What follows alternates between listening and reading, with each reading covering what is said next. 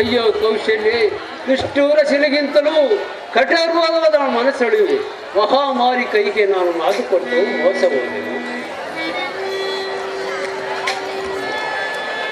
ಪ್ರಾಣೇಶ್ವರ, ಸಾಕು ಮಾಡಿ ನಿಮ್ಮ ಗೋಳಾಟವನ್ನು. ಈಗ ಕೊಟ್ಟಿರೋ ಮಾತಿಗೆ ಈಗಲೇ ತಪ್ಪಿ ನಡೆಯುತ್ತಿರುವಿರಲ್ಲ, ನಾಚಿಕೆ ಆಗುದಿಲ್ವೇ ನಿಮಗೆ? ಎಲ್ಲಿ ಆ ರಾಮನಲ್ಲಿ? ಆ ರಾಮನನ್ನು ಬರಮಾಡಿ.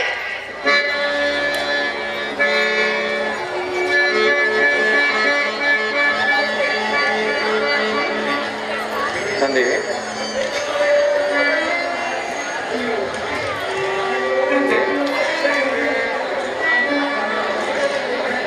ಅಯ್ಯೋ, ಹಠ ಬಿಡಿದ ಹೆಂಗಸಿಗೂ ಕೆರಳಿದ ಪಿಶಾಚಿಗೂ ವ್ಯತ್ಯಾಸವಿರುವುದು. ಒಂದು ಪ್ರಾಣವನ್ನು ಮುರಿದಿದ್ದಲ್ಲದೆ ಇವಳಿಗೆ ಶಾಂತಿಯಿಂದಲ್ಲಿರುವುದು. ಸಾಕು, ಸುಮ್ಮನೆ ಅದೆಷ್ಟು ಮಾತನಾಡುವುದು. ನೀವೇನು ಹೇಳಿದ್ರು ನಾನು ಕೇಳತಕ್ಕವಳಲ್ಲ. ಈಗಾಗಲೇ ನೀವು ಕೊಟ್ಟ ಮಾತಿನ ತಪ್ಪಿರುವಿರಿ. ಪ್ರಾಣೇಶ್ವರ, ನೀವು ಕೊಟ್ಟ ಮಾತನ್ನು ನಡೆಸಿಕೊಳ್ಳದೆ ಹೋದರೆ ನಾನು ಎಲ್ಲಿಯಾದ್ರೂ ಹೋಗಿ ಪ್ರಾಣ ತ್ಯಾಗ ಮಾಡು ಕೇಳುತ್ತೇನೆ. ಭರತನ ಎಲ್ಲಿಯಾದ್ರೂ ಹೋಗಿ ಭಿಕ್ಷಾಟನೆಯನ್ನು ಮಾಡಲಿ. ಇದೋ ತಾಯಿ, ನಾನು ಅರಣ್ಯವಾಸಕ್ಕೆ ಹೊರಡಲು ಸಿದ್ಧನಾಗಿ ಬಂದಿರುವೆನು.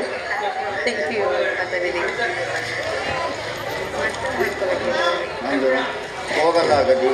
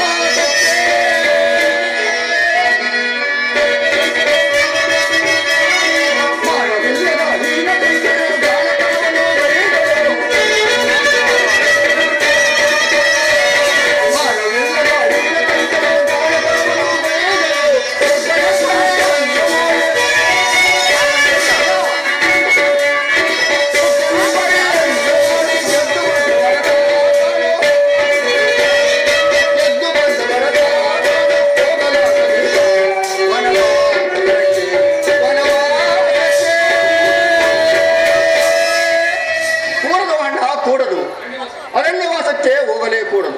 ಮಹಾಮಾಸನೆ ಭರಿತವಾದ ಕಾಲಸರ್ಪಣಿ ಎಂಬ ಕೈಕೆಯು ವಿಷಮೋಹವು ತಲೆಗೇರಿ ಮುಂದಾಲೋಚನೆ ಇಲ್ಲದೆ ವಾಗ್ದಾನವನ್ನು ಮಾಡಿದೆ. ವೃದ್ಧನಾದ ತಂದೆಯ ಮರಳು ಮಾತುಗಳನ್ನು ನಡೆಸಲೇ ಕೂಡದು. ಈ ಕ್ರೂರ ಪಿಶಾಚಿಯನ್ನು ತೃಪ್ತಿಪಡಿಸಲು ನಿನಗೆ ಒಲಿದು ಬಂದಿರುವ ರಾಜಲಕ್ಷ್ಮಿಯನ್ನು ತಿರಸ್ಕರಿಸಿ ಕಾಡಿಗೆ ಹೋಗಲಾಗದು.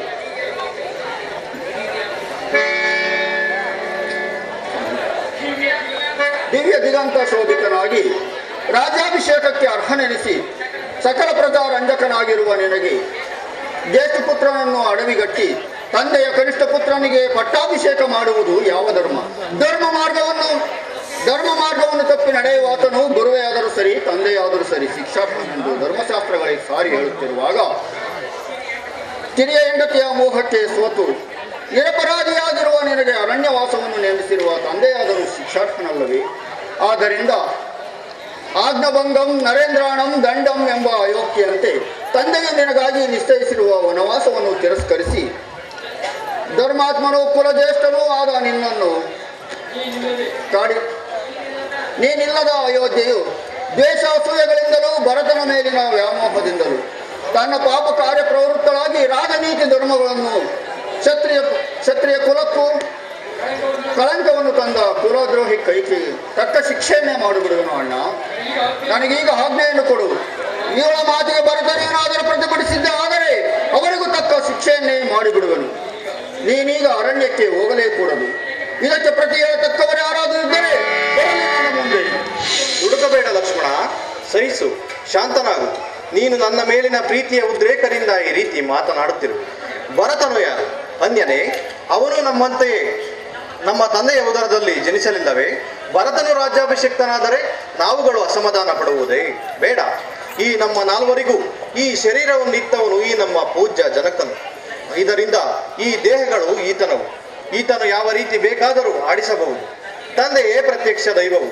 ಹೀಗಿರುವಾಗ ಆತನು ಮಾಡಿದ ವಾಗ್ದಾನವನ್ನು ಕಾಪಾಡುವುದು ಮಕ್ಕಳಾದ ನಮ್ಮ ಕರ್ತವ್ಯವಲ್ಲವೇ? ಅದರಲ್ಲಿ ಗುಣಾವಗುಣಗಳನ್ನು ನಾವು ಚರ್ಚಿಸಬಹುದೇ? ಅಲ್ಲದೆ ಈಗ ತಂದೆಯು ನನಗೆ ಅರಣ್ಯಕ್ಕೆ ಹೋಗಬೇಕೆಂದು ಆಜ್ಞೆಯನ್ನು ಮಾಡಿಲ್ಲ, ಅಪ್ಪಣೆಯನ್ನು ಕೊಟ್ಟಿಲ್ಲ. ಆದರೂ ನಮ್ಮ ವಂಶದ ಕೀರ್ತಿಯನ್ನು ಕಾಪಾಡಲು ನಾನಾಗಿಯೇ ಹೊರಟಿರುವೆ. ಪೂಜ್ಯನಾದ ತಂದೆಗೆ ಅಪಯಶಸ್ಸನ್ನು ತರಬಾರದು. ಆದುದರಿಂದ ಆತನು ಮಾಡಿದ ವಾಗ್ದಾನವನ್ನು ಕಾಪಾಡಲು ನಾನಾಗಿಯೇ ಸಂತೋಷದಿಂದ ಹೊರಟಿರುವೆನು. ಸೋದರ, ನೀನು ಶಾಂತನಾಗು. ಅಣ್ಣ, ಸ್ವಲ್ಪ ವಿವೇಚನೆ ಇಲ್ಲದೆ ನಾನು ದುಡುಕಿದನು. ಧರ್ಮಜ್ಞನಾದ ನಿನ್ನ ಮಾತಿಗೆ ನಾನು ಪ್ರತಿ ಹೇಳಲಾರೆ. ನನ್ನನ್ನು ಕ್ಷಮಿಸು ಅಣ್ಣ. ಸಂತೋಷ. ತಂದೆಯೇ ರಾಮಚಂದ್ರ, ನೀನು ದುಃಖಿಸಬೇಡ. ನೀನು ಮಾತಿಗೆ ಇಷ್ಟದಂತೆ ಭರತನಿಗೆ ಈ ಕೋಸಲ ರಾಜ್ಯ ಪಟ್ಟವನ್ನು ಕಟ್ಟು. ನೀನು ಮಾತಿಗೆ ಕೊಟ್ಟ ವಚನವನ್ನು ನಾನು ಪಾಲಿಸುತ್ತೇನೆ. ಇನ್ನು ನನಗೆ ಅರಣ್ಯವಾಸಕ್ಕೆ ಹೊರಡಲು ಅಪ್ಪಣೆಯನ್ನು ಕೊಡು ತಂದೆ. ರಾಮಚಂದ್ರ, ನನ್ನ ಪ್ರಾಣ ಪ್ರಿಯನಾದ ರಾಮಚಂದ್ರ, ನೀನು ವನವಾಸಕ್ಕೆ ಹೋಗಲು ನಾನು ಹೇಗೆ ಅಪ್ಪಣೆ ಕೊಡಲಿ ರಾಮಚಂದ್ರ? ತಂದೆ, ಲಕ್ಷ್ಮಣ, ದುಃಖಿಸಬೇಡಿ ತಂದೆ.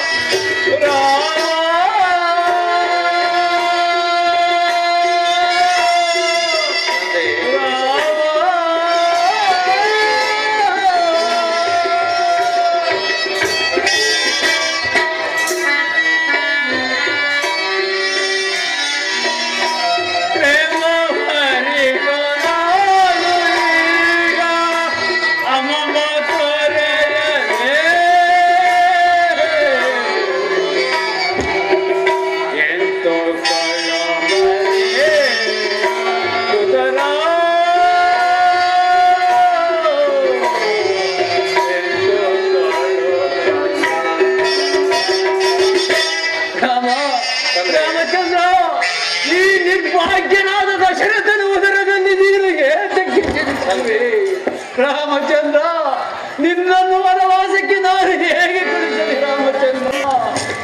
ತಂದೆ, ದುಃಖಿ ಸಮಾಧಾನವನ್ನು ತೆಗೆದುಕೊಳ್ಳಿ ತಂದೆಯವರು. ಅಯ್ಯೋ ಸಾಕಾಯ್ತು ರಾಮಚಂದ್ರ. ನಿಮ್ಮ ತಂದೆಯಂತೂ ನಿನ್ನನ್ನು ವನವಾಸಕ್ಕೆ ಕಳುಹಿಸುವಂತಿಲ್ಲ, ನೀನು ಸಹ ವನವಾಸಕ್ಕೆ ಹೋಗುವಂತಿಲ್ಲ. ಈಗೇನು ಕೊಟ್ಟ ಮಾತನ್ನು ನಡೆಸುವ ಇಲ್ಲವೋ ಹೇಳಿಬಿಡಿ.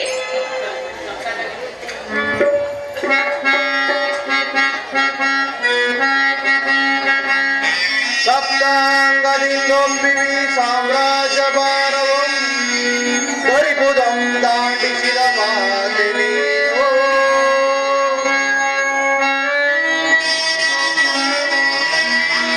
ವನವಾಸ ನೆಪದಿಂದ ಮುನಿ ಜನರ ಸೇವಿಸುತ್ತೆ ಘನ ಪದವಿಯ ನೆಮಗಿತ್ತ ಮಾತೆ ನೀನು.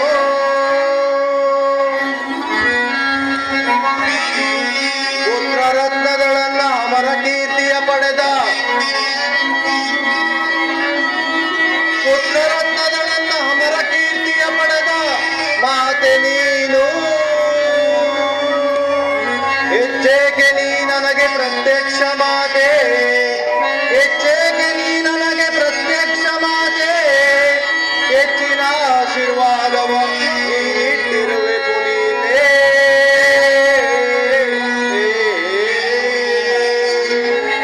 ಎಚ್ಚರಿಸು ಪಿತನನ್ನು ನಮಿಸುವೆನು ಮಾತೆ, ಎಚ್ಚರಿಸು ಪಿತನನ್ನು ನಮಿಸುವೆನು ಮಾತೆ. ಕರ ಮುಗಿದು ಬೇಡುವೆನು ನಿನಗೆ.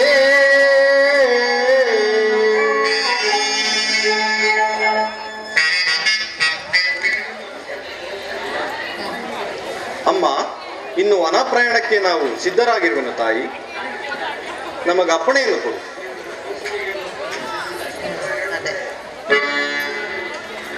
ಮಾವನವರೇ, ಪತಿಯ ಸಂಗಾಡವನ್ನು ವನವಾಸಕ್ಕೆ ಹೊರಟಿರುವ ನನ್ನನ್ನು ಆಶೀರ್ವದಿಸಿ. ಬೇಡಮ್ಮ ಸೀತಾದೇವಿ, ನೀನು ವನವಾಸಕ್ಕೆ ಹೊರಡ್ತೀವ. ನೀನು ಅರಮನೆಯಲ್ಲೇ ಇರು ಅಮ್ಮ. ಮಾವನವರೇ,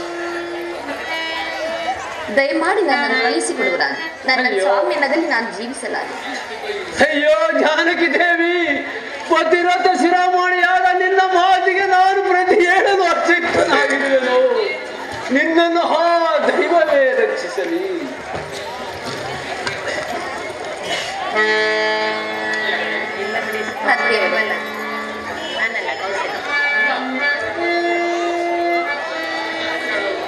ಅಣ್ಣ, ಸಕಲ ಲೋಕಾಭಿರಾಮನು ಜಗತ್ಪೂಜ್ಯನೂ ಆದ ನೀನು ನಿನ್ನ ಪಟ್ಟಾಭಿಷೇಕವನ್ನು ನಿಲ್ಲಿಸಿ ಸ್ವಾರ್ಥಪರನಾಗಿ ನಿನಗೆ ಅರಣ್ಯವಾಸವನ್ನು ನೇಮಿಸಿದ ಈ ಕಠೋರ ಪಿಶಾಚಿನಿ ಕೈಕೇಯಿ ಮಹಾಮಾರಿಯ ಅವತಾರವು. ಇವಳಿರುವ ರಾಜ್ಯವೇ ಅಧರ್ಮಾಂಧಕಾರ ಪೂರಿತವಾದ ಗವಿಯು.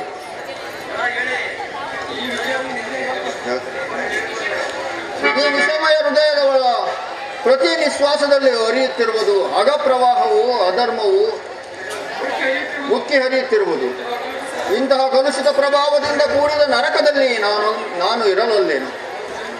ಆದ್ದರಿಂದ ನಾನು ನಿನ್ನೊಡನೆ ಅರಣ್ಯವಾಸಕ್ಕೆ ಬರು. ನಿನ್ನ ಮತ್ತು ಜಾನಕಿ ದೇವಿಯ ಸೇವೆಯನ್ನು ಮಾಡಿಕೊಂಡು ನನಗೆ ಅಪ್ಪಣೆಯನ್ನು ಕೊಡಬೇಕು ಅಣ್ಣ. ತಮ್ಮ ಲಕ್ಷ್ಮಣ, ಈ ವನವಾಸವು ನನಗೆ ವಿಧಿವಶದಿಂದ ಬಂದಿರುವುದೇ ಹೊರತು ಅದಕ್ಕೆ ಚಿಕ್ಕಮಳು ಕಾರಣನಲ್ಲ. ಪಿತೃವಾಕ್ಯ ಪರಿಪಾಲನೆಯಲ್ಲಿ ದೃಷ್ಟಿಯುಳ್ಳ ನಾವುಗಳು ಈಗ ಯಾರಲ್ಲಿಯೂ ದೋಷವನ್ನು ರೂಪಿಸಬಾರದು.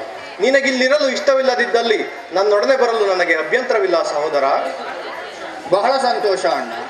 ತಂದೆಯವರೇ, ಮಾತೆಯವರೇ,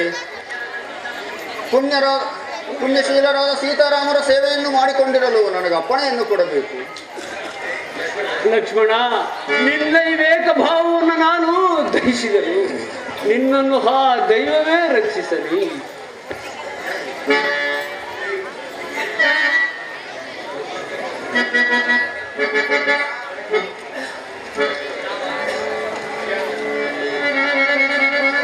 ರಾಮಚಂದ್ರ, ನೀನು ಕೇವಲ ವನವಾಸಕ್ಕೆ ಹೊರಟಿರುವೆ ಅಲ್ಲವೇ?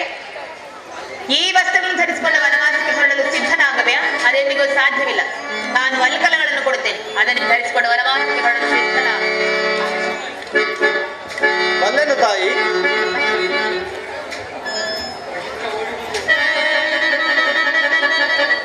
ಬಲ್ಲೆನು ತಾಯಿ. ಲಕ್ಷ್ಮಣ, ನೀನು ಸಹ ನಿಮ್ಮಣ್ಣನ ಹಿಂದೆ ಹೊರಟಿರುವೆಲ್ಲವೇ? ತೆಗೆದುಕೋ. ಆಗಲಿ ತಾಯಿ. ಸೀತಾ, ತೆಗೆದುಕೋ ವಲ್ಕಲಗಳನ್ನು. ನಿಲ್ಲು ನಿಲ್ಲು ಕೈಕಾದೇವಿ, ನಿಲ್ಲು. ಜಾನಕಿ ದೇವಿಗೆ ವಲ್ಕಲಗಳನ್ನು ಕೊಡಲು ಕಾರಣವೇನು? ರಾಮಚಂದ್ರನೊಬ್ಬನೇ ನಿನ್ನ ನಿಬಂಧನೆಗೆ ಒಳಪಟ್ಟಿರೋನಲ್ಲದೆ ಈಕೆ ಮೇಲೆ ನಿನ್ನ ಆಜ್ಞೆಯನ್ನು ಪ್ರಯೋಗಿಸುವುದು ಬೇಡ. ತೆಗೆದುಕೋ ಇದಕ್ಕೆ ವಲ್ಕಲಗಳನ್ನು. ಪೂಜ್ಯರೇ, ಕೋಪಿಸಲಾಗದು, ಶಾಂತರಾಗಿ. ನನ್ನ ಸ್ವಾಮಿಯೇ ನಾರುಮಣಿಟ್ಟು ಹೊರಟಿರುವಾಗ ನನಗೇಕೆ ವಸ್ತ್ರಾಭರಣಗಳು? ಅತ್ತೇವರೇ, ಜಾನಕಿ ದೇವಿ, ಜಾನಕಿ ದೇವಿ, ನೀನು ಮಹಾಪತಿವ್ರತ ಶಿರೋಮಣಿಯು. ನಿನ್ನ ಭಾವನೆಯು ಶ್ಲಾಘನೀಯವಾದದ್ದು. ಸರಿ, ನೀನು ಇಷ್ಟದಂತ ನೀನು ಮಾಡು. ತಂದೆ ರಾಮಚಂದ್ರ, ನಮಗೆ ಅರಣ್ಯವಾಸಕ್ಕೆ ಹೊರಡುವ ಇನ್ನ ಅಪ್ಪಣೆಯನ್ನು ಕೊಡಬೇಕು. ದಿವ್ಯ ಪೀತಾಂಬರವನ್ನು ತೊಡುತ್ತಿದ್ದ ನೀವುಗಳು ಈ ನಾರುಮುಡಿಗಳನ್ನು ಧರಿಸುವುದನ್ನು ನಾನು ಹೇಗೆ ನೋಡಲಿ? ಅಯ್ಯೋ ರಾಮಚಂದ್ರ, ಅರಮನೆಯಲ್ಲಿ ನೀವು ಅಮೃತ ಅನ್ನವನ್ನು ಉಣುತ್ತಿದ್ದ ನೀವುಗಳು ಕಾಡಿನಲ್ಲಿ ಕಂದಮೂಲಗಳನ್ನು ಒಯ್ಯುವಂತೆ ಆಯಿತು. ಅಯ್ಯೋ ರಾಮಚಂದ್ರ, ರಾಮಚಂದ್ರ. ತಂದೆ, ಹಾಗೆ ಅಮಂಗಳವನ್ನು ಏಕೆ ನುಡಿಯುವಿರಿ? 14 ವರ್ಷಗಳು ಪೂರ್ತಿಯಾದೊಡನೆ ನಾವು ಮರಳಿ ಅಯೋಧ್ಯೆಗೆ ಬರುವೆವು. ನೀವು ಶಾಂತರಾಗಿ ನಮಗೆ ಅಪ್ಪಣೆಯನ್ನು ಕೊಡಿ. ರಾಮಚಂದ್ರ, ನಿಮ್ಮ ತಂದೆಯ ಮನಸ್ಸಮಾಧಾನದಿಂದ ನಿಮಗೆ ಹೇಗೆ ತಾನೇ ಅಪ್ಪಣೆ ಕೊಡುವನು? ಇನ್ನು ವೇಳೆಯಾಯಿತು. ನೀವಿನ್ನು ಪ್ರಯಾಣ ಮಾಡಿ. ಸುಮಂತ್ರ ಮಂತ್ರೀಂದ್ರ ಗುರುವರ್ಯ, ಸಿದ್ಧವಾಗಿರೋದಷ್ಟೇ. ರಥವು ಸಿದ್ಧವಾಗಿರುವುದು ಗುರುಗಳೇ. ಸುಮಂತ್ರ ಮಹಾರಾಜರೇ, ನನ್ನ ರಾಮಚಂದ್ರನು, ನನ್ನನ್ನು ಅಗಲಿದ ರಾಮಚಂದ್ರನ ಈ ವೈಭವಗಳ ಹಿಂಡಿಯತಕ್ಕೆ ಎಲ್ಲವೂ ರಾಮಚಂದ್ರನಿಂದ ಇದ್ದೇ ಹೋಗಲಿ. ನಿಲ್ಲು ಸುಮಂತ್ರ, ಏನು ಹೇಳಿದಿರಿ? ರಾಮನಿಂದ ಸಕಲ ಐಶ್ವರ್ಯವು ಹೋಗಿಬಿಟ್ಟರೆ ಕೆರೆ ತೆಗೆದ ಹಾಲಿನಂತಿರುವ ಈ ನಿಸ್ಸಾರವಾದ ರಾಜ್ಯವನ್ನು ನನ್ನ ಮಗನಾದ ಭರತನಾಳಬೇಕೇನು? ಅದೆಂದಿಗೂ ಸಾಧ್ಯವಿಲ್ಲ. ರಾಮನಿಂದ ಏನೊಂದು ಹೋಗಕೂಡದು, ತಿಳಿಯುತ್ತೇನೋ? ಚಿಂತೆ ಇಲ್ಲ ಸುಮಂತ್ರ, ಎಲ್ಲವೂ ಕೈಗೆ ಇಷ್ಟದಂತೆ ಆಗಲಿ. ಸೀತಾಮಾತೆಗೆ 14 ವರ್ಷಗಳಿಗಾಗುವಷ್ಟು ವಸ್ತ್ರ ಆಭರಣವನ್ನು ಕೊಟ್ಟು ರಾಮಚಂದ್ರನಿಗೆ, ರಾಮ ಲಕ್ಷ್ಮಣನಿಗೆ ಧನು ಬಾಣಗಳನ್ನು ಕೊಟ್ಟು ಕರೆದುಕೊಂಡು ಹೋಗು ಸುಮಂತ್ರ. ಅಪ್ಪಣೆ ಪ್ರಭು.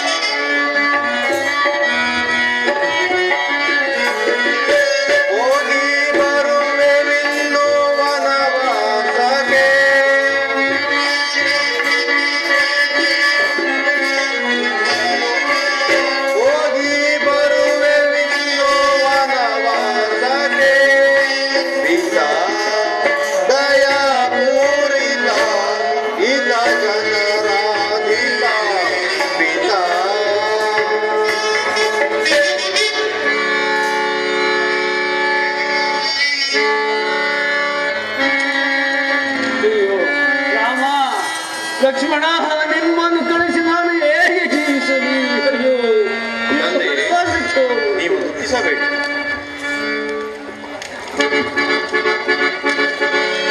ಅಯ್ಯೋ ರಾಮಚಂದ್ರ, ಇದು ಹೊರಟುವುದಯ್ಯ. ಅಯ್ಯೋ ರಾಮಚಂದ್ರ, ರಾಮ, ನಾನಿನ್ನು ಹೇಗೆ ಜೀವಿಸಲಿ ರಾಮಚಂದ್ರ?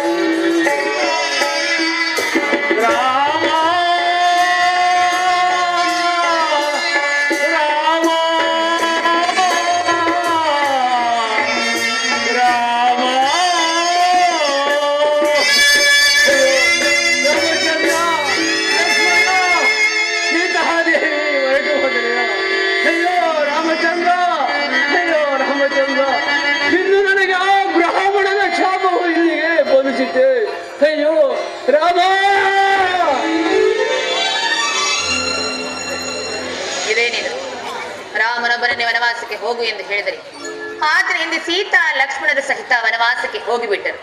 ಅಬ್ಬ, ಈಗ ನನ್ನ ಮನಸ್ಸಿಗೆ ಸಮಾಧಾನವಾಯಿತು. ಇನ್ನೇನು, ಆದಷ್ಟು ಬೇಗ ಭರತನನ್ನು ಕರೆಯಿಸಿ ಆತನಿಗೆ ಪಟ್ಟಾಭಿಷೇಕವನ್ನು ಮಾಡೋಣ. ಪ್ರಾಣೇಶ್ವರ, ಇದೇನಿದು ಸ್ವಾಮಿ? ಏಕೆ ಹೀಗೆ ಮಲಗಿರುವಿರಿ? ಸ್ವಾಮಿ, ಮಾತನಾಡಬಾರದೆ? ಏಕೆ ಹೀಗೆ ಮೌನವಾಗಿರುವಿರಿ ಸ್ವಾಮಿ? ಪ್ರಾಣೇಶ್ವರ, ಪ್ರಾಣೇಶ್ವರ, ಪ್ರಾಣೇಶ್ವರ, ಪ್ರಾಣೇಶ್ವರ!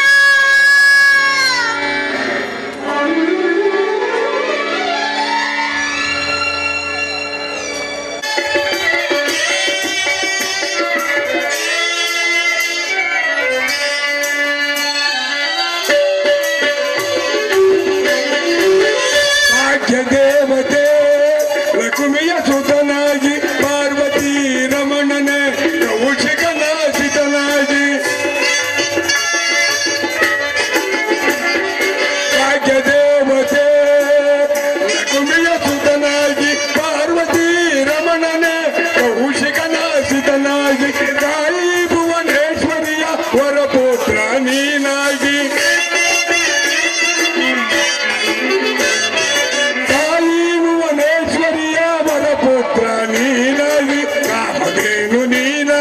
ಪದ್ಮಭೂಷಣ ಪದ್ಮಭೂಷಣ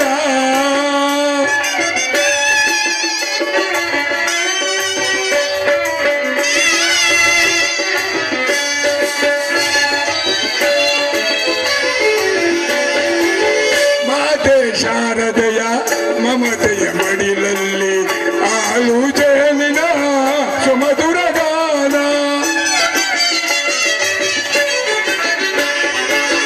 ಮಾತೆ ಶಾರದೆಯ ಮಮತೆಯ ಮಡಿಲಲ್ಲಿ ಆಲು ಜೇನಿನ ಸುಮಧುರ ಗಾನ ಅಲೆ ಅಲೆಯಲ್ಲಿ ಕನಕದಾಸ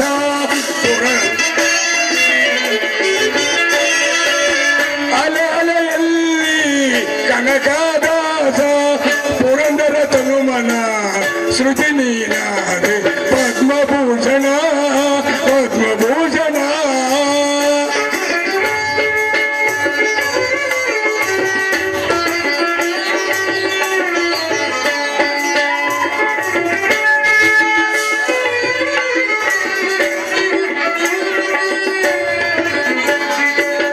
ಆಡಳಿತ ಭಾಷೆಯ ಅಮೃತಧಾರೆ ಒಂದಿನ ಮಡಗನಿಯೇ ಕನ್ನಡ ಧ್ರುವತಾರೆ ಆಡಳಿತ ಭಾಷೆಯ ಅಮೃತಧಾರೆ ಒಂದಿನ ಮಡಗನಿಯೇ ಕನ್ನಡ ಧ್ರುವತಾರೆ ಸಜ್ಜದ ಕಲಿವೀಣ ರಾಜನ ನಡನುಡಿಯೇ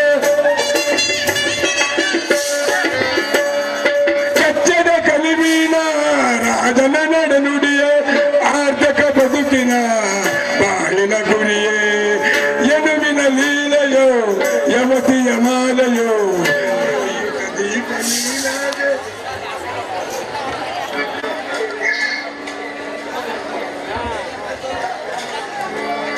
ನಡೆಯೋ ಸುಮಂತ್ರ ಮಂತ್ರೀಂದ್ರ ಮಹಾರಾಜರೇ, ನಾವೀಗ ಗಂಗಾ ತೀರಕ್ಕೆ ಬಂದಿರುವೆವು. ಅಲ್ಲಿ ನೋಡು ಕಿರುನಗೆಯೆಂದಿರುವ ಸುಂದರ ಸಾಧ್ವಿಮಣಿಯ ದಂತ ಕಾಂತೆಗಳಂತೆ ನಿರ್ಮಲೋದಕ ತರಂಗಗಳು ಹೇಗೆ ಕಂಗೊಳಿಸುತ್ತಿರುವವು.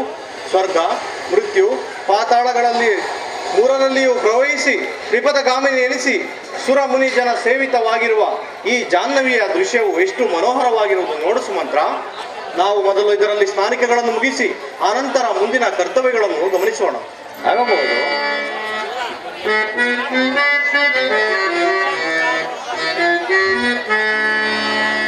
ಸುರನರ ಸೇವಿತೆ ವರಗಂಗೆ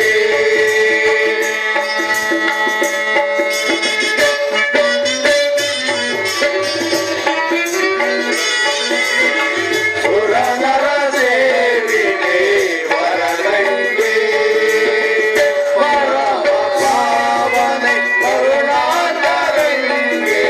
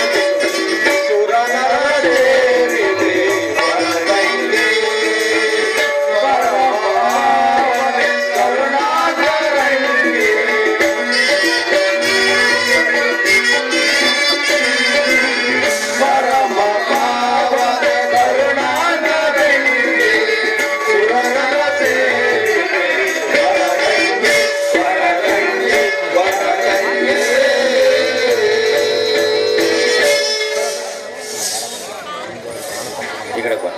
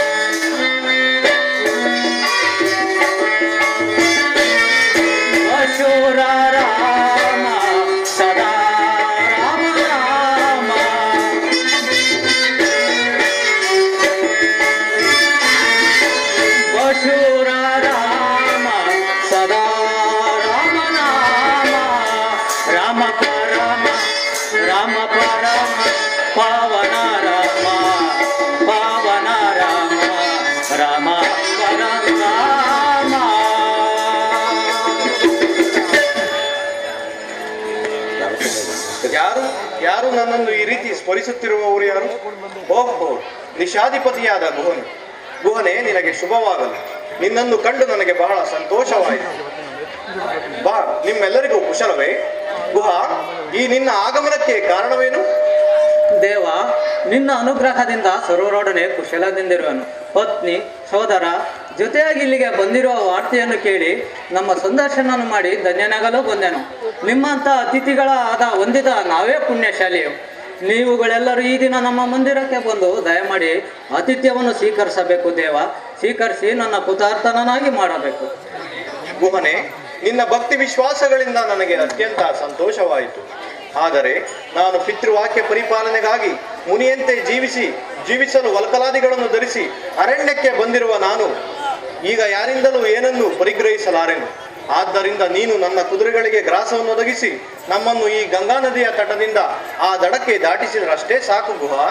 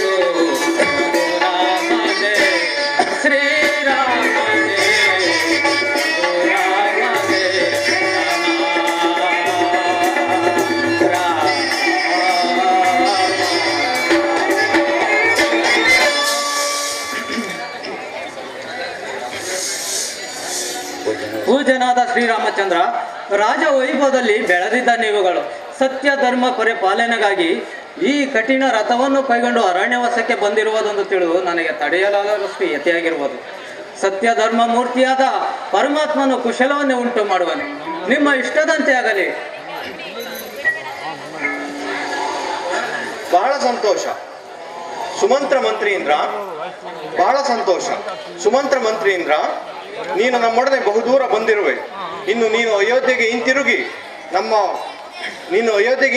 ನಮ್ಮ ವ್ಯತೆಯಂದಿರುವ ವೃದ್ಧನನ್ನು ಕಂಡು ಸಂತೈಸು. ನಮ್ಮ ಮಾತೆಯರಾದ ಸುಮಿತ್ರಾಯರಿಗೆ ನಮ್ಮ ನಗಲಿದ ವ್ಯತೆ ಹೆಚ್ಚಾಗಿ ಮನಸ್ಸಿಗೆ ಹಚ್ಚಿಕೊಳ್ಳದಂತೆ ವೃದ್ಧನಾದ ಶುಶ್ರೂಷೆಯನ್ನು ಎಚ್ಚರ ವಹಿಸಿ ನೋಡಿಕೊಳ್ಳುವಂತೆ ಹೇಳು. ನಮ್ಮ ಚಿಕ್ಕಮ್ಮಳಾದ ಕೈಕಾದೇವಿಗೆ ನಮ್ಮ ನಮಸ್ಕಾರಗಳನ್ನು ತಿಳಿಸು. ಮೊದಲು ಭರತನನ್ನು ಕರೆಯಿಸಿ ಈ ರಾಜ್ಯ ಪಟ್ಟವನ್ನು ಕಟ್ಟು.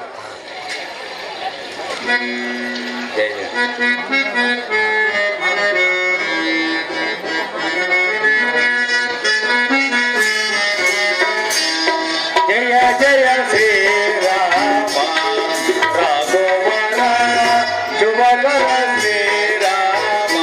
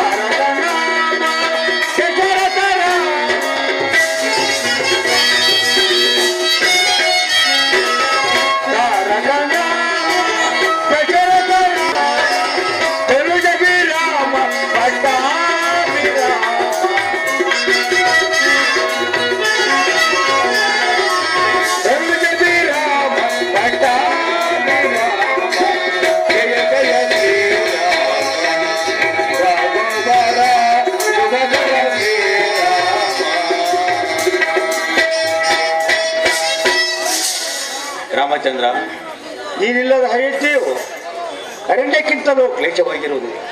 ನಾನು ಮಾತ್ರವಲ್ಲ, ನಮ್ಮ ರಥಸ್ವಗಳು ಸಹ ಪುರಕ್ಕೆ ಹಿಂದಿರುಗಲಾರವು. ಆದ ಕಾರಣ ನಾನು ನಿಮ್ಮ ಜೊತೆಯಲ್ಲಿ ಇದ್ದು ನಿಮ್ಮ ಸೇವೆಯನ್ನು ಮಾಡಿಕೊಂಡಿರಲು ನನಗೆ ಅಪ್ಪಣೆಯನ್ನು ಕೊಡು. ಮಂತ್ರಿವರ್ಯ, ನಿನಗೆ ನನ್ನಲ್ಲಿ ಎಂತಹ ಭಕ್ತಿ ವಿಶ್ವಾಸಗಳಿವೆ ಎಂಬುದನ್ನು ನಾನು ಬಲ್ಲೆನು. ದುಃಖಿಸುತ್ತಿರುವವರನ್ನು ಸಮಾಧಾನ ಪಡಿಸಬೇಕಾದ ನೀನೇ ಈ ರೀತಿ ದುಃಖಿಸಬಹುದೇ? ಬೇಡ. ನೀನು ಮೊದಲು ಅಯೋಧ್ಯೆಗೆ ಹಿಂದಿರುಗಿ ನಮ್ಮ ಮಾತೆಯಾದ ಕೈಕಾದೇವಿಗೆ ವಿಷಯವನ್ನು ತಿಳಿಸದಿದ್ದರೆ ಆಕೆಯು ನಮ್ಮ ತಂದೆಯ ಮೇಲೆ ಸಂಶಯ ಪಡಲು ಅವಕಾಶವಿರುವುದಿಲ್ಲ. ನಾವು ಅರಣ್ಯಕ್ಕೆ ಎಂಬುದನ್ನು ನಂಬುವುದಿಲ್ಲ. ಆದ್ದರಿಂದ ನಮ್ಮ ಹಿತಚಿಂತಕನಾದ ನಾನು ಮೊದಲು ಪುರಕ್ಕೆ ಹಿಂತಿರುಗಿ ನಾನು ಹೇಳಿದಂತೆ ಮಾಡು ಸುಮಂತ್ರ. ರಾಮಚಂದ್ರ, ನಿಮ್ಮನ್ನು ಅರಣ್ಯದಲ್ಲಿ ಬಿಟ್ಟು ನಾನು ಅಯೋಧ್ಯೆಗೆ ಹೋಗಿ ದಶರಥ ಮಹಾರಾಜರಿಗೆ ಏನೆಂದು ಉತ್ತರವನ್ನು ಕೊಡಲಿ? ನಿನ್ನ ವಿರಹದಿಂದ ಬಳಲುತ್ತಿರುವ ಪುರ ಜನರಿಗೆ ಏನೆಂದು ಹೇಳಲಿ? ಅಯ್ಯೋ ವಿಧಿಯೇ, ನನಗೆ ಎಂತ ಧರ್ಮ ಸಂಕಟವನ್ನು ತಂದೊಡ್ಡಿದೆಯಾ? ಮಂತ್ರಿವರ್ಯ, ವ್ಯಥೆಯನ್ನು ಬಿಡು. ನಮ್ಮ ಸತ್ಯ ಧರ್ಮ ಪರಿಪಾಲನೆಗೆ ನೀನೂ ಸಹಾಯಕನಾಗು. ಮೊದಲು ಭರತನಿಗೆ ರಾಜ್ಯ ಪಟ್ಟವನ್ನು ಕಟ್ಟಿ ತನ್ನ ಪ್ರಜೆಗಳನ್ನು ಮಕ್ಕಳಂತೆ ಆಧರಿಸಿ ಪಾಲಿಸಬೇಕೆಂತಲೂ ನಾನು ಹೇಳಿದೆನೆಂದು ಹೇಳು. ಭರತ ಶತ್ರುಘ್ನರಿಗೆ ನನ್ನ ಆಶೀರ್ವಾದವನ್ನೂ ತಿಳಿಸು. ರಘುವಂಶದ ಅರಸರಿಗೆ ಹಿತಚಿಂತಕನಾದ ನಿನಗೆ ನಾನಿನ್ನು ಹೆಚ್ಚಾಗಿ ಹೇಳಲಾರೆನು ಸುಮಂತ್ರ. ನೀನು ಪ್ರಯಾಣ ಮಾಡು.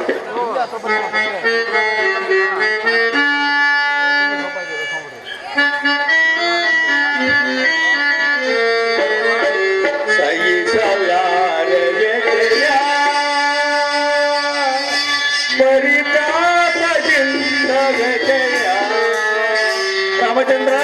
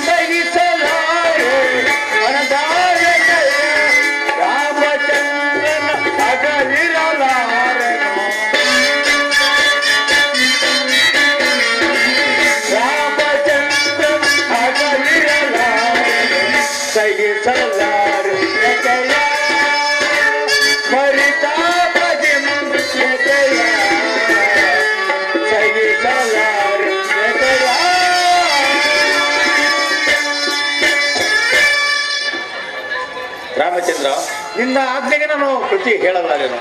ನಿನ್ನ ಇಷ್ಟದಂತೆ ಆಗಲಿ. ಆದರೆ ಅರಣ್ಯವಾಸದ 14 ವರ್ಷ ಮುಗಿದ ನಂತರ ನೀನು ಅಯೋಧ್ಯೆಗೆ ಬಂದು ನಮ್ಮನ್ನು ಆನಂದಿಸಬೇಕೆಂದು ನಾನು ಬೇಡಿಕೊಳ್ಳಿದೆನು. ದುಃಖಿಸಬೇಡ ಸುಮಂತ್ರ. 14 ವರ್ಷಗಳನ್ನು 14 ದಿನಗಳಂತೆ ಲೀಲಾ ಮಾತ್ರವಾಗಿ ಕಳೆದು ಮಾರನೇ ದಿನವೇ ನಾವು ಅಯೋಧ್ಯೆಗೆ ಹಿಂತಿರುಗೆವು. ನಿನ್ನ ಚಿತ್ತ. ಇನ್ನು ನೀನು ಸಂತೋಷದಿಂದ ಪ್ರಯಾಣ ಮಾಡು.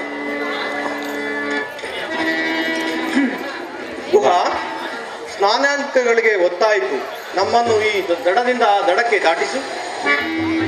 ಅಪ್ಪಣ, ನಿಮ್ಮ ಪಾದಗಳನ್ನು ತೊಳೆದು ಪೂಜಿಸುವನು. ನಿಮ್ಮ ಅನಂತರ ದೋಣಿಯನ್ನು ಹತ್ತಬಹುದು ದೇವ. ನೀನು ಪರಮ ರಾಜಭಕ್ತನು, ಹಾಗೇ ಆಗಲಿ ಗುಹಾ.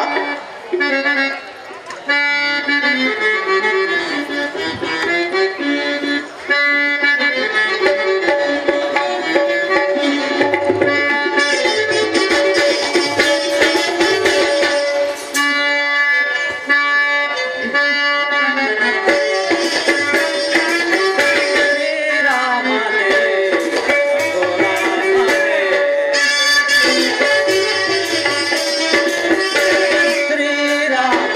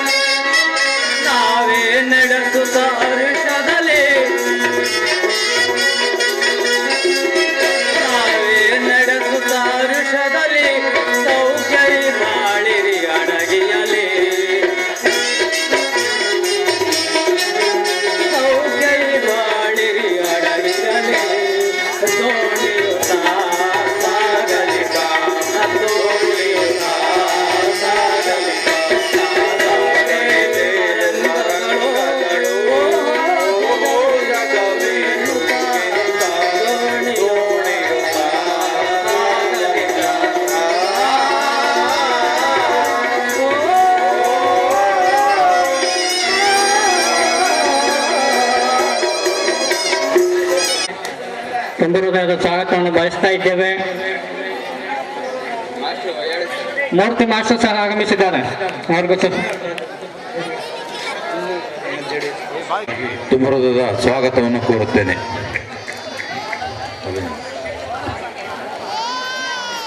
ಈ ಸುಮಧುರ ನಾಟಕದ ಕುರಿತು ಆರು ಗುರುವೇಶಣ್ಣವರೊಂದೆರಡು ಮಾತಾಡಬೇಕು ಅಂತ ಹೇಳಿ ವಿನಂತಿ ಮಾಡ್ಕೊಳ್ತೀನಿ.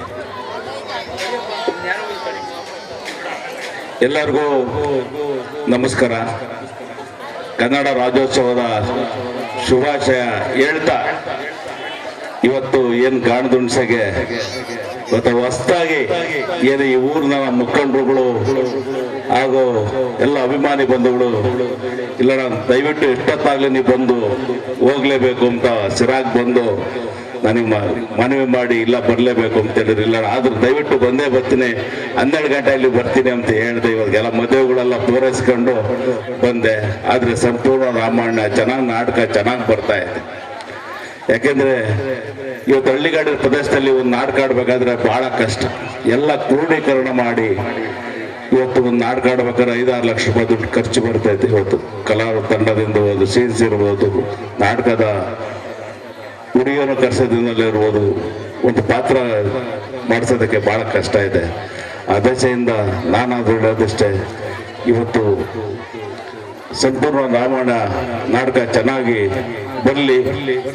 ಅದು ಎಲ್ಲರೂ ನೀವು ಸಹ ನಾಟಕವನ್ನು ಪೂರ್ತಿ ಕೊನೆ ಆಗೋವರೆಗೂ ನಾಟಕವನ್ನು ನೋಡಿ ಆನಂದಿಸಿ ಅಂತಲ್ಲ, ಅದು ನಾನಾದ್ರೂ ಹೇಳ್ತಾ ಆ ದೇವರು ಒಳ್ಳೇದು ಮಾಡಲಿ ನಿಮ್ಗೆಲ್ಲರಿಗೂ.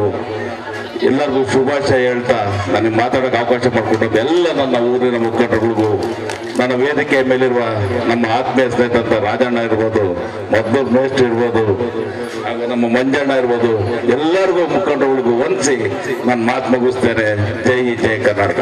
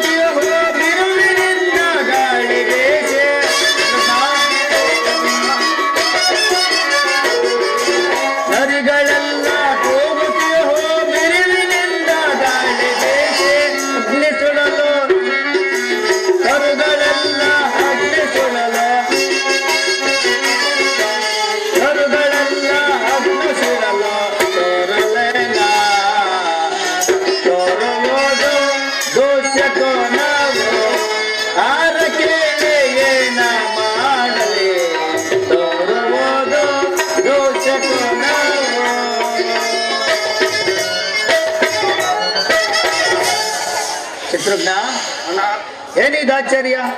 ಅಮರಾವತಿಯಂತೆ ಎಲ್ಲೆಲ್ಲಿಯೂ ಆನಂದಕರವಾಗಿ ಜನರ ಕೋಲಾಹಲ ಧ್ವನಿಗಳಿಂದ ತುಂಬಿರುತ್ತಿದ್ದ ನಮ್ಮ ಅಯೋಧ್ಯ ನಗರವು ಹೀಗೆ ಅರಣ್ಯದಂತೆ ಕಳಹೀನವಾಗಲು ಕಾರಣವೇನಿರುವುದು? ಏನೆಂದು ತಿಳಿಯೋಣ ಮುನ್ನ. ಇದರಿಂದ ನನ್ನ ಮನಸ್ಸಿಗೂ ಭೀತಿ ಉಂಟಾಗಿರುವುದು. ಉದ್ವಿಗ್ನಶೀಲರಾದ ಸ್ತ್ರೀ ಪುರುಷರು ಗಜರಥ ತುರಂಗಗಳು ತರಂಗಗಳಾಗಿ ಓಡಾಡುತ್ತಿದ್ದ ರಾಜಬೀದಿಗಳು ಜರಾಶೂನ್ಯವಾಗಿ ಸ್ಮಶಾನದಂತೆ ಕಾಣುವುದು. ಅನೇಕ ಮಂದಿರಗಳ ಬಾಗಿಲುಗಳೇ ಮುಚ್ಚಿರುವು. ಘಂಟಾನಾದಗಳಿಂದಲೂ ಬೆರಗ ಹಾಳಾದಿ ಮಂಗಳವಾದ್ಯ ಧ್ವನಿಗಳಿಂದಲೂ ತುಂಬಿದ್ದ ದೇವಾಲಯಗಳ ಬಾಗಿಲುಗಳೇ ತೆರೆದಿಲ್ಲ. ಇದರಿಂದ ಅಯೋಧ್ಯೆಗೆ ಭಾಗ್ಯಲಕ್ಷ್ಮಿಗೆ ತೊಲಗಿ ಹೋದಂತೆ ನನ್ನ ಮನಸ್ಸಿಗೆ ಅಮಂಗಳವೇ ತೋರುವುದು.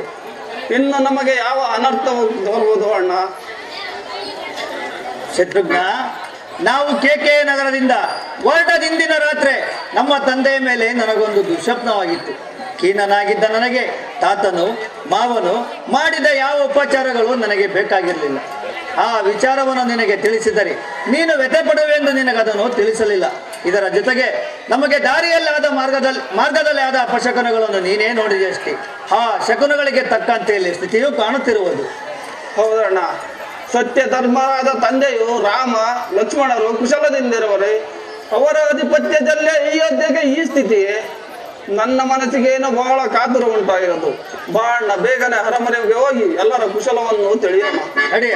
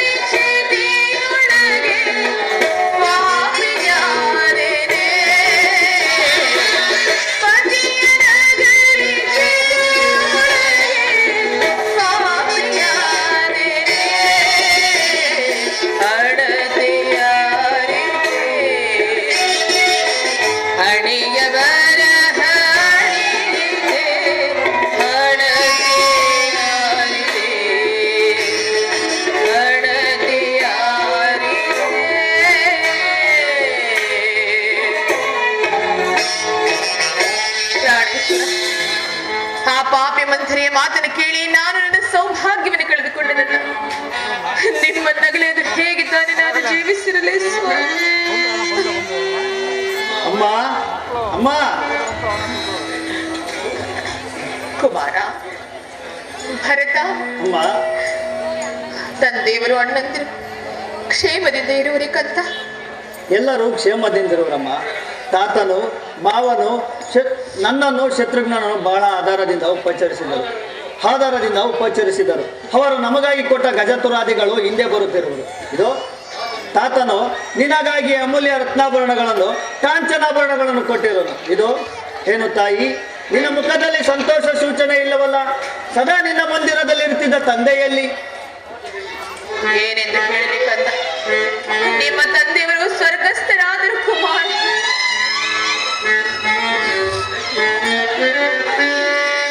ಅಮ್ಮ ಏಕಮ್ಮ ನೀನೇ ಬರೆದಿಂದಿವೆ ಏಕಮ್ಮ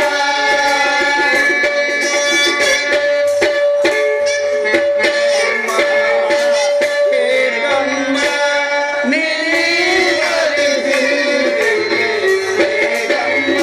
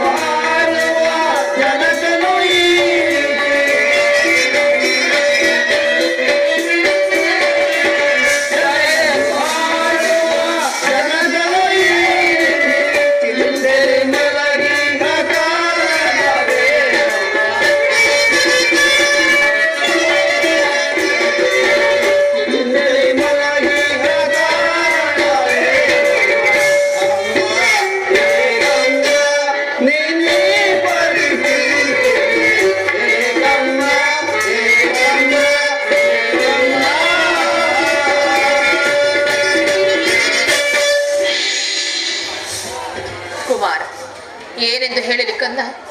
ನಿಮ್ಮ ತಂದೆಯವರು ಸ್ವರ್ಗಸ್ಥರಾದರು ಕಂದ, ಸ್ವರ್ಗಸ್ಥರಾದರು. ಅಯ್ಯೋ ಅಯ್ಯೋ ತಂದೆ, ಏನು ತಂದೆಯು ಸ್ವರ್ಗಸ್ಥರಾದರೆ ಅಯ್ಯೋ ವಿಧಿಯೇ, ನನಗಾದ ದುಶ್ಶಕನಗಳ ಫಲವು ಕಡೆಗೂ ತಪ್ಪಲಿಲ್ಲವೇ?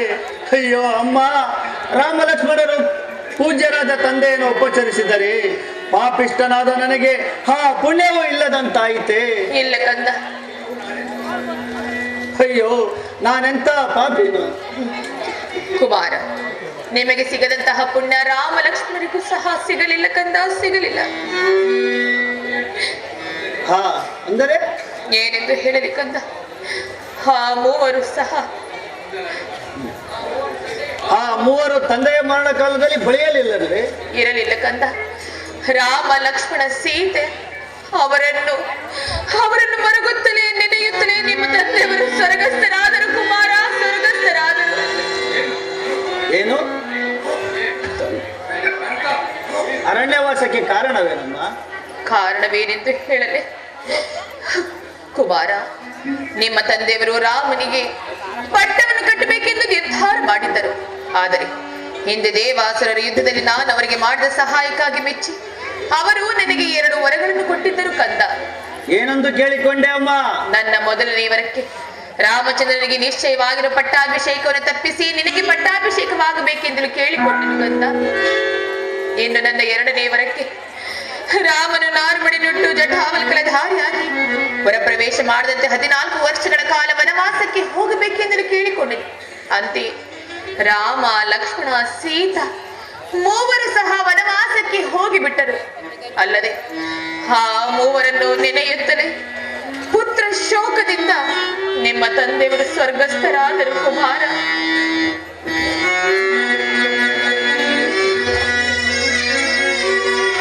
ರಾಮನಿಲ್ಲದ ಮನೆಯು ಇಲ್ಲದ ಆಕಾಶ,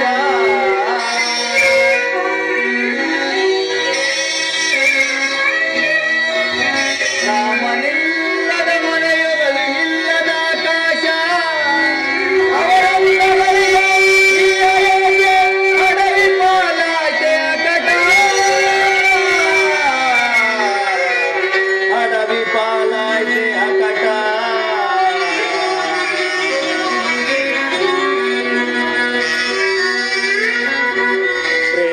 ಪ್ರೇಮಮೂರ್ತಿಗಳಾದ ಶ್ರೀರಾಮಚಂದ್ರರಿಗೆ,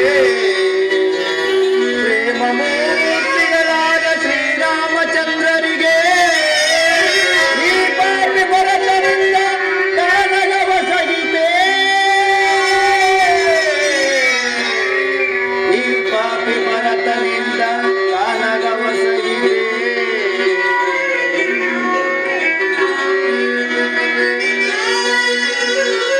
ಪಿತನು ಪರಲೋಕವನೈದಿಯನೇ, ಪಿತನು ಪರಲೋಕವನೈದಿಯನೇ, ಸೌಮ್ಯದಿಂದ ರಾಮ ಸೇವ ಭಾಗ್ಯ ಈ ಪಾಪಿ ಭರತನ ಭಾಗ್ಯ ಬಾರದಾಯಿತೆ, ಈ ಪಾಪಿ ಭರತನ ಭಾಗ್ಯ ಬಾರದಾಯಿತೆ.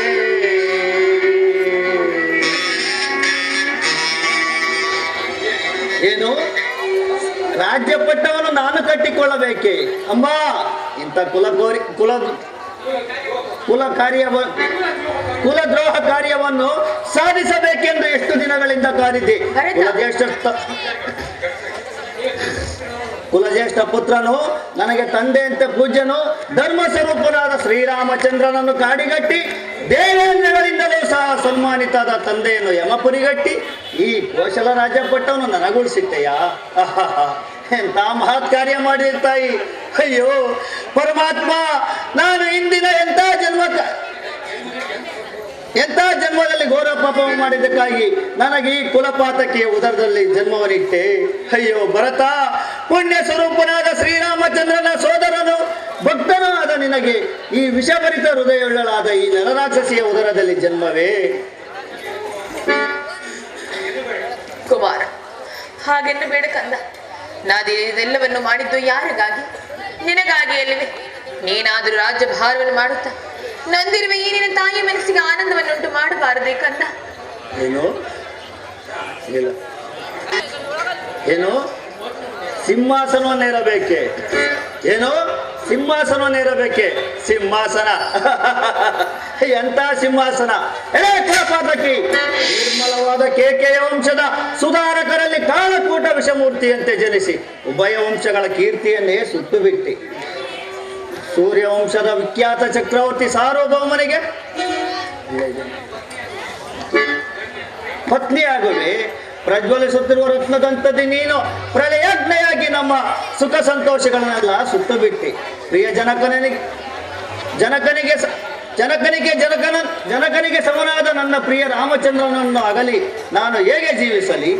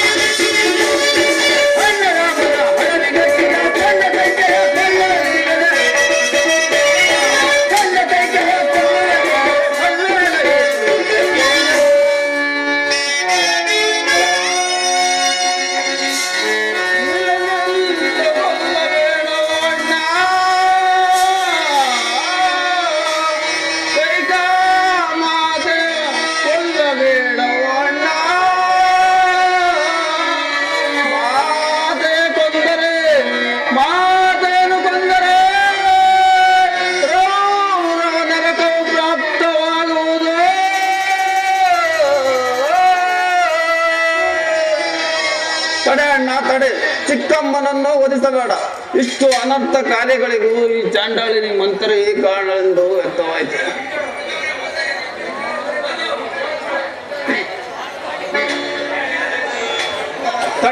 ತಡೆ. ಇಷ್ಟು ಅನರ್ಥ ಕಾರ್ಯಗಳಿಗೂ ಈ ಚಾಂಡಾಳಿನಿ ಮಂತ್ರ ಏ ಕಾರಣವೆಂದು ವ್ಯಕ್ತವಾಯಿತು. ಈ ದುರಾತ್ಮಳ ದುರ್ಬೋಧನೆಯಿಂದಲೂ ಮಾತೆಯು ಮಾರ್ಗ ತಪ್ಪಿ ಇಷ್ಟು ಅನರ್ಥ ಕಾರ್ಯಗಳನ್ನು ನಡೆಸಿದ್ದು.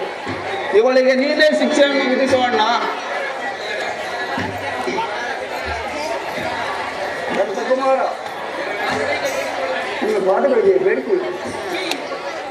ಉಪಕಾರಿಯೇ ನೀನು, ದುಷ್ಟಳೆ ದುರಾತ್ಮಳೆ ನೀನು. ನನಗೆ ಉಪಕಾರಿಯಾದ ಮಹಾಪರಾಧಿಯು.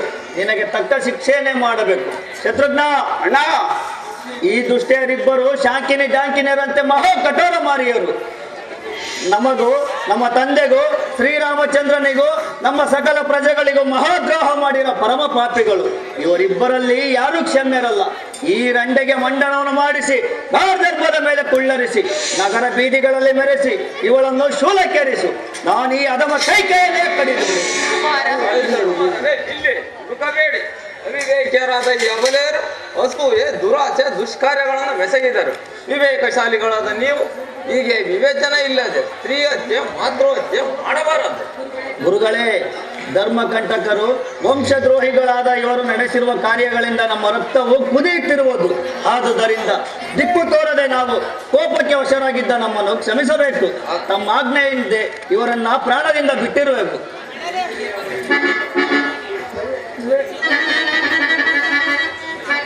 ಸುಕುಮಾರರೇ, ನಿಮ್ಮ ತಂದೆಯ ಮೃತದೇಹವನ್ನು ತೈಲಘಟಕದಲ್ಲಿಟ್ಟು ನಿಮ್ಮ ಆಗಮನವನ್ನು ನಿರೀಕ್ಷಿಸಿಕೊಂಡೆವು. ನೀವಿನ್ನು ಮೃತದೇಹದ ಸಂಸ್ಕಾರಗಳನ್ನು ಮಾಡಿ ಮುಂದಿನ ಕಾರ್ಯಗಳನ್ನು ಗಮನಿಸಿ. ಪೂಜ್ಯರೇ, ನಾವು ತಂದೆಯಂತೆ ಕ್ರಿಯೆಯನ್ನು ನೆರವೇರಿಸಿ ಅರಣ್ಯಕ್ಕೆ ಹೋಗಿ ಅಣ್ಣ ರಾಮಚಂದ್ರನನ್ನು ಕರೆತಂದು ಈ ಕೋಶಲ ರಾಜ್ಯ ಸಿಂಹಾಸನಕ್ಕೆ ಪ್ರತಿಷ್ಠಿಸಿ ಆತನಿಗೆ ಪ್ರತಿಯಾಗಿ ನಾನೇ 14 ವರ್ಷಗಳ ಕಾಲ ವನವಾಸ ಮಾಡಬೇಕೆಂದು ಆಲೋಚಿಸಿರುವೆನು. ಇಷ್ಟ ಬರುತ್ತೆ ಅಣ್ಣ. ನಾನು ಸಹ ನಮ್ಮಣ್ಣ ಶ್ರೀರಾಮಚಂದ್ರನನ್ನು ಲಕ್ಷ್ಮಣನನ್ನು ಹಿಂಬಲಿಸುವಂತೆ ನಾನು ನಿನ್ನೊಡನೆ ಬರುವನು. ನಡೆಯಣ್ಣ, ಹೋಗೋಣ. ಸುಕುಮಾರರೇ, ನಿಮ್ಮ ಮಾತೃವಾತ್ಸಲ್ಯವು ಅಸಾಮಾನ್ಯವಾದದ್ದು. ನೀವೀಗಲೇ ರಾಧ ಮರ್ಯಾದೆಗಳೊಡನೆ ಅರಣ್ಯಕ್ಕೆ ಹೋಗಿ ಸೀತಾ, ರಾಮ, ಲಕ್ಷ್ಮಣರನ್ನು ಕಂಡು ಮುಂದಿನ ಕಾರ್ಯಗಳನ್ನು ಗಮನಿಸಿ. ಅಪ್ಪಣೆ ಗುರುಗಳೇ.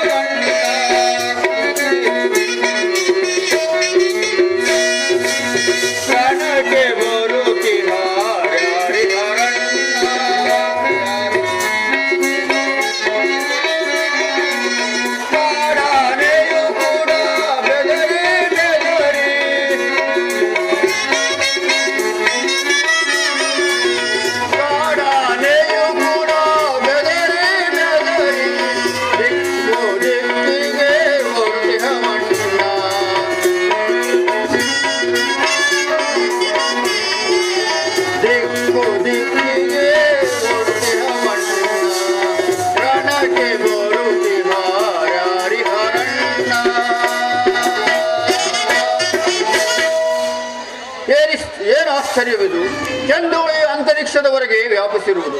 ಮಹಾಕೋಲಾಹಲ ಧ್ವನಿಯು ಕೇಳುತ್ತಿರುವುದು. ಕಾಡಾನೆಗಳು ಕಾಡು ಮೃಗಗಳು ದಿಕ್ಕು ದಿಕ್ಕಿಗೆ ಹೋಗುತ್ತಿರುವವು. ಯಾರಾದರೂ ರಾಜರು ಬೇಟೆಗೆ ಬಂದಿರಬಹುದೇ? ಓಹೋ, ಇದು ನಮ್ಮ ಸೈನ್ಯವೇ, ಸಂದೇಹವಿಲ್ಲ. ಭರತ ಶತ್ರುಘ್ನರು ದುಷ್ಟ ಕೈಕೆಯ ಪ್ರೇರಣೆಯಿಂದ ನಮ್ಮನ್ನು ಕೊಲ್ಲಲು ಇತ್ತಲೇ ಬರುತ್ತಿರುವಂತೆ ಕಾಣುತ್ತಿರುವುದು. ಕಾಡಿಗೆ ಬಂದರೂ ಕಾದುವ ಪ್ರಸಂಗವೇ ತಪ್ಪಲಿಲ್ಲವಲ್ಲ. ನಾನೀಗಲೇ ಹೋಗಿ ನಮ್ಮಣ್ಣ ಶ್ರೀರಾಮಚಂದ್ರನಿಗೆ ವಿಚಾರವನ್ನು ತಿಳಿಸಿದೆ.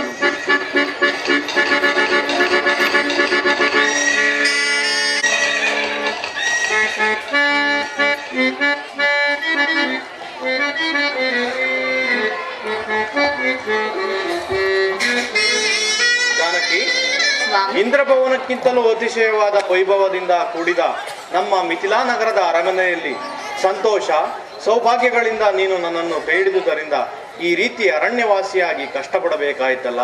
ನಾನೆಂತಹ ನಿರ್ಭಾಗ್ಯನು. ಪ್ರಾಣೇಶ್ವರ, ಇದೇನಿದೆ ಸ್ವಾಮಿ ಹೀಗೆ ಹೇಳುತ್ತಿದ್ದೀರಿ?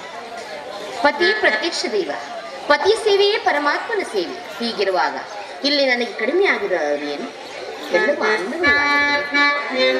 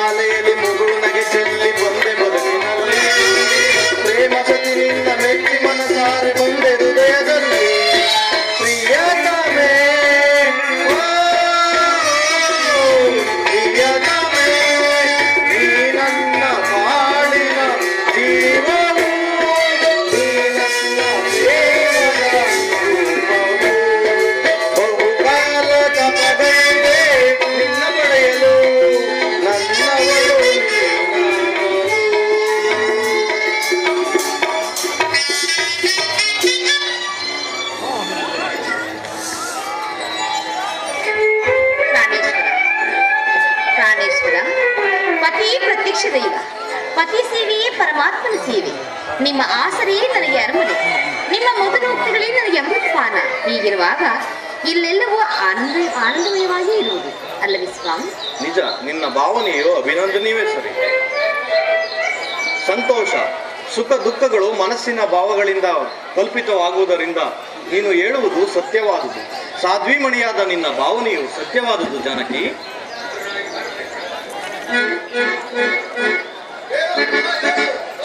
ಧರಿಸುವ ಹೊತ್ತಿಗೆಯನ್ನು ಧನುರ್ಬಾಣವನ್ನು ತೆಗೆದುಕೋ, ಹೊತ್ತಿಗೆಯನ್ನು ಗುರಿಯಲ್ಲಿ ಅಡಗಿಕೊಳ್ಳುವಂತೆ ಹೇಳು. ಏತಕ್ಕೆ ಲಕ್ಷ್ಮಣ, ಅಂತಹ ಪ್ರಸಂಗವೇನು ಬಂದೊದಗಿತ್ತು? ಭರತ ಶತ್ರುಘ್ನರು ಚತುರಂಗ ಬಲ ಸಮೇತರಾಗಿ ಕೋಲಾಹಲದಿಂದ ಇತ್ತಲೇ ಬರುತ್ತಿರುವರು.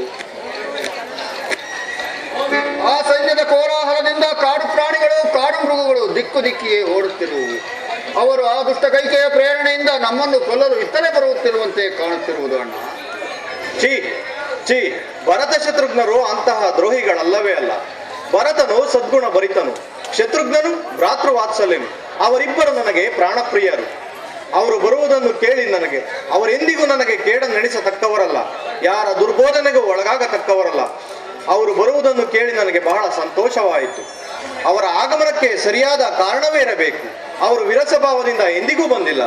ಹಾಗಾದರೆ ಅಗಾಧ ಸೈನ್ಯ ಸಹಿತವಾಗಿ ಕೋಲಾಹಲದಿಂದ ಬರಲು ಕಾರಣವೇನಣ್ಣ? ಅವರು ಬರಲಿ, ನೋಡೋಣ. ಶಾಂತನಾಗು ಸೋದರ.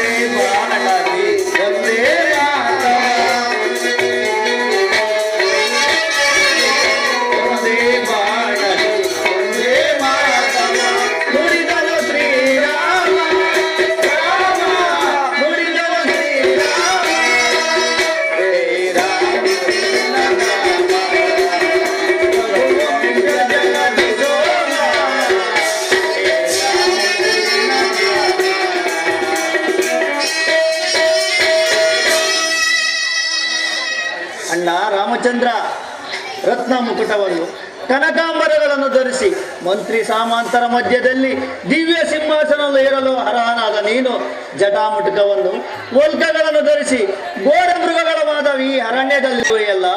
ನಿನ್ನ ಈ ಸ್ಥಿತಿயை ನೋಡಲು ನಾವೆಂತ ಪಾಪಿಗಳು ಅಣ್ಣ.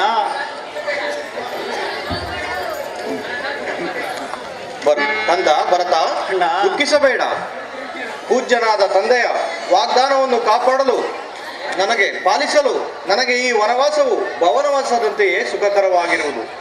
ಈಗ ದುಃಖದಿಂದಿರುವ ವೃದ್ಧನಾದ ತಂದೆಯನ್ನು ಬಿಟ್ಟು ನೀನು ಶತ್ರುಘ್ನನು ಈ ರೀತಿ ಬರಲು ಕಾರಣವೇನು? ನಿಮ್ಮೆಲ್ಲರಿಗೂ ಕುಶಲವೇ? ಅಯ್ಯೋ, ಎಲ್ಲಿ ಕುಶಲವಿದೆಯಣ್ಣ? ನಿರ್ಭಾಗ್ಯರಾದ ನಮಗೆ ಕನಸಿನಲ್ಲೂ ಕುಶಲವೆಲ್ಲಿದೆಯಣ್ಣ? ಹಾಗೆಂದರೇನು ಭರತ? ಅಣ್ಣ, ಏನೊಂದು ಹೇಳಲಿ. ದುಷ್ಟ ಕೈಕೆಯು ನಮಗೆ ಪಿತೃ ಸಮನಾದ ನಿಮ್ಮನ್ನು ಕಾಡಿಗಟ್ಟಿದ ಕಾರಣ ಪೂಜ್ಯನಾದ ತಂದೆಯು ನಿಮ್ಮ ನಗಲಿದ ಮಹಾಶೋಕದಿಂದ ಪರಿತಪಿಸಿ ಆ ಪಿತೃಶೋಕದಿಂದಲೇ ಪರಿತಪಿಸಿ ಸ್ವರ್ಗಸ್ಥರಾದರು. ತಂದೆಯು ಸ್ವರ್ಗಸ್ಥನಾದರೆ ಅಯ್ಯೋ,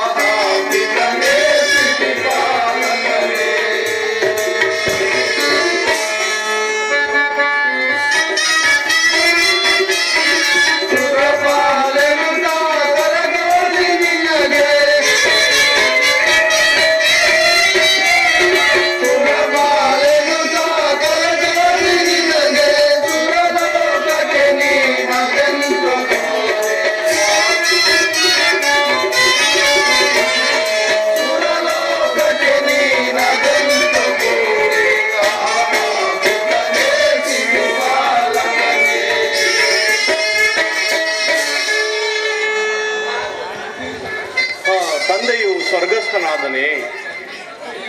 ಅಯ್ಯೋ ವಿಧಿಯೇ.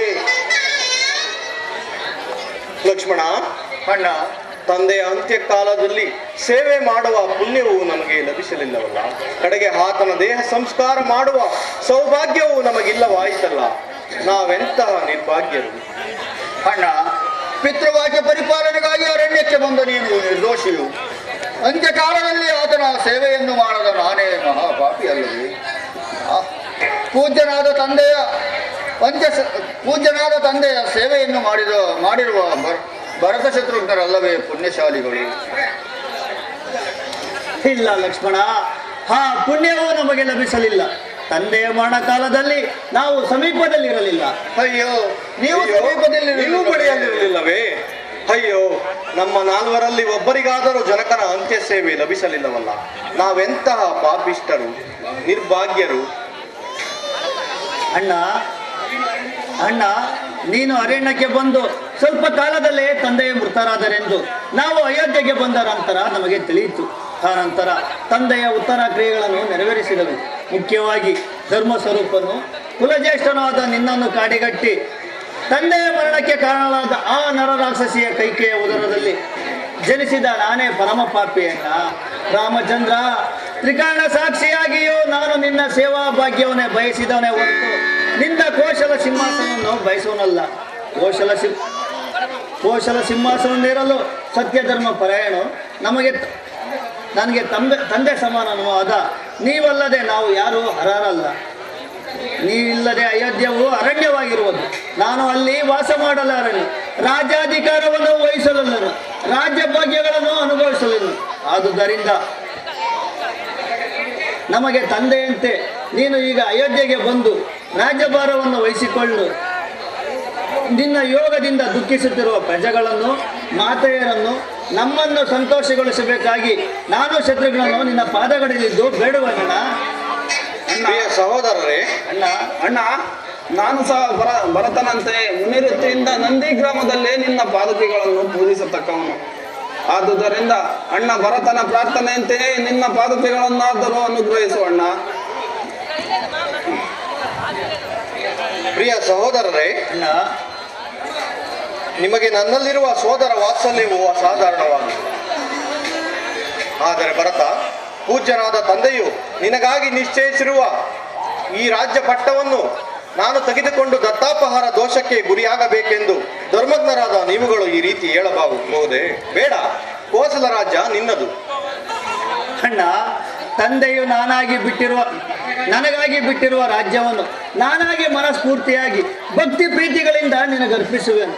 ನೀನಾಗಿ ಅದನ್ನು ಬಯಸತಕ್ಕವನಲ್ಲ. ಹೀಗಿರುವಾಗ ದತ್ತಾಪಹಾರ ದೋಷಕ್ಕೆ ಗುರಿಯಾಗಲು ಕಾರಣವೇನಿರಬಹುದಣ್ಣ? ನಿಜ, ನಿನ್ನ ಭಾವನೆಯು ಅಭಿನಂದನೆಯೇ ಸರಿ.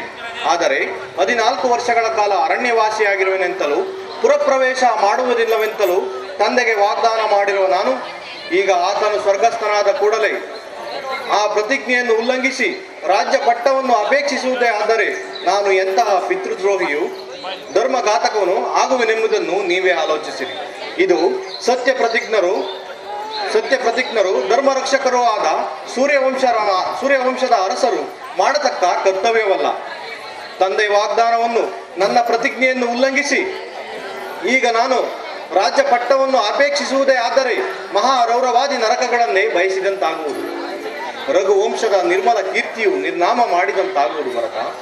ಆದುದರಿಂದ 14 ವರ್ಷಗಳ ಕಾಲ ಅರಣ್ಯವಾಸಿಯಾಗಿರುವುದಲ್ಲದೆ ಪುರಪ್ರವೇಶವನ್ನೇ ನಾವು ಮಾಡಲಾರವೆ. ಪ್ರಿಯ ಸಹೋದರ ಭರತ, ನಾನು ಅರಣ್ಯದಲ್ಲಿ ಇದ್ದು ಪಿತೃವಾಕ್ಯ ಪರಿಪಾಲನೆಯನ್ನು ಮಾಡುವೆ. ನೀನು ಸಿಂಹಾಸನವನ್ನೇರಿ ರಾಜನಾಗಿ ಮಾತೃವಾಕ್ಯ ಪರಿಪಾಲನೆಯನ್ನು ಮಾಡು. ಇದರಿಂದ ನಿನಗೆ ಯಾವುದೇ ದೋಷವೂ ಇಲ್ಲ, ನಿನ್ನ ಮೇಲೆ ನಮಗೆ ಯಾವ ದ್ವೇಷವೂ ಇಲ್ಲ, ಅಸಮಾಧಾನವೂ ಇಲ್ಲ. ಆದುದರಿಂದ ನಾನು ನಿಮ್ಮನ್ನು ಸಂತೋಷದಿಂದ ಆಶೀರ್ವದಿಸುತ್ತೇನೆ. ನೀನು ಪುರಕ್ಕೆ ಹಿಂತಿರುಗಿ ಪಟ್ಟಾಭಿಷಿಕ್ತನಾಗಿ 14 ವರ್ಷಗಳ ಕಳೆದೊಡನೆ ನಾವು ಅಯೋಧ್ಯೆಗೆ ಮರಳುವೆವು. ಅಣ್ಣ, ಧರ್ಮಜ್ಞನಾದ ನಿನ್ನ ಮಾತಿಗೆ ಪ್ರತಿಯಾಡಲು ನಾನು ಶಕ್ತನಲ್ಲ. ಆದರೂ ಅಯೋಧ್ಯೆ ಸಿಂಹಾಸನ ನೆರಲು ಸಕಲ ವಿಷಯಗಳಲ್ಲೂ ಜ್ಯೇಷ್ಠನಾದ ನೀನಲ್ಲದೆ ನಾವು ಯಾರೂ ಹರಲ್ಲ. ಆದುದರಿಂದ ನೀನು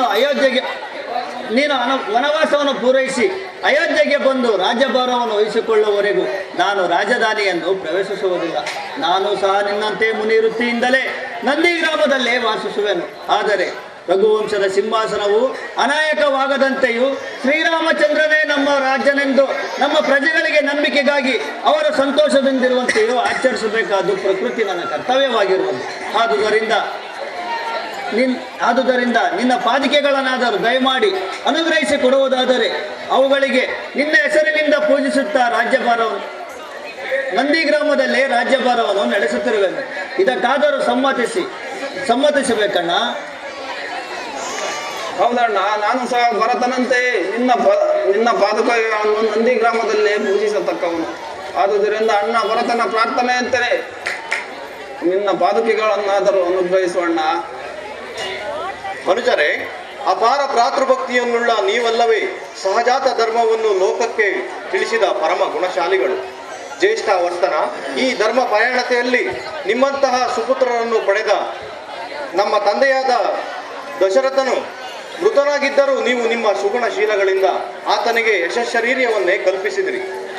ನನಗೆ ಬಹಳ ಸಂತೋಷವಾಯಿತು. ಇದೋ ನಿಮ್ಮಿಷ್ಟದಂತೆ ನನ್ನ ಪಾದುಕೆಗಳನ್ನು ತೆಗೆದುಕೊಳ್ಳಿ. 14 ವರ್ಷಗಳು ಮುಗಿದ ಮಾರನೇ ದಿನವೇ ನಾವು ಅಯೋಧ್ಯೆಗೆ ಬರುವೆವು.